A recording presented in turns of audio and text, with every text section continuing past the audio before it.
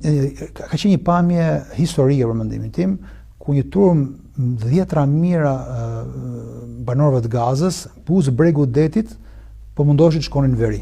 Besoj keni parë këtë. Ka qenë virale, ka qenë. Tani, imagjino se çfarë kujtone. Gjëja e parë që më kujtua ishte populli i Musait në breg të detit. E njëjta gjë, në Kur'an thuhet që ata ishin me mira. Dhe ata u ndollën përballë bregut të detit dhe Zoti për ta çau detin për çfarë? Për të kaluar vetëm krahun tjetër dhe për mbyti faraonin dhe ushtrinë e tij. Tani me të njëjtën gjë, të cilën parasyve tajnë në rezolucion shumë të lartë, kemi live, nuk kemi histori më të dëgjuar.